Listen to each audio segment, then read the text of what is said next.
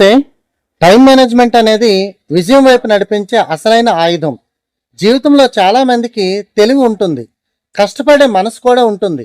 కానీ విజయం మాత్రం అందరికీ రాదు. ఎందుకంటే ఒకే ఒక కారణం, టైం మేనేజ్మెంట్ లేకపోవడం.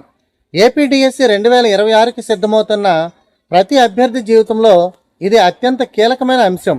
సిలబస్ ఎంత పెద్దదైనా, పోటీ ఎంత ఎక్కువైనా సమయాన్ని సరిగ్గా ఉపయోగిస్తే విజయం అందుకుంటారు. సమయం అంటే ఏమిటి? సమయం అనేది మనం చూడలేం, కానీ మన జీవితాన్ని పూర్తిగా మార్చే శక్తి మాత్రం దానికి ఉంది. రోజులోని 24 గంటలు అందరికీ సమానమే, కానీ కొందరు ఆ 24 గంటల్లో చరిత్ర సృష్టిస్తారు, మరికొందరు అదే సమయంలో కారణాలు వెతుకుతారు. డిఎస్సి అభ్యర్థులు ప్రధానంగా చెప్పే విషయం, ఈ రోజంతా బిజీగా ఉన్నాను, చదవడానికి టైం దొరకలేదు. కానీ నిజం ఏమిటంటే టైం దొరకదు, టైం తీసుకోవాలి.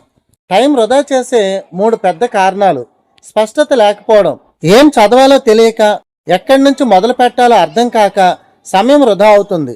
రెండోది సోషల్ మీడియా, ఒక్క 5 నిమిషాలు అనుకున్నది 1 గంటగా మారుతుంది.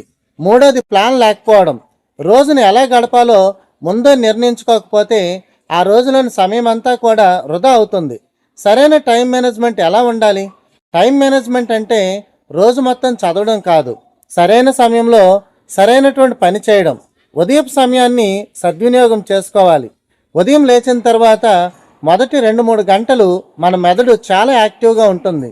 ఈ టైంలో కఠినమైన సబ్జెక్టులు చదవాలి, కాన్సెప్ట్లు అర్థం చేసుకోవాలి. చిన్న చిన్న టైం బ్లాక్స్ ఉండాలి. రోజులో 10 గంటలు చదవాలి అని కాకుండా 1 గంట చదువు, 10 నిమిషాలు బ్రేకు, ఇలా ప్లాన్ చేస్తే మెదడు అలసిపోదు. డైలీ టార్గెట్లు పెట్టుకోండి.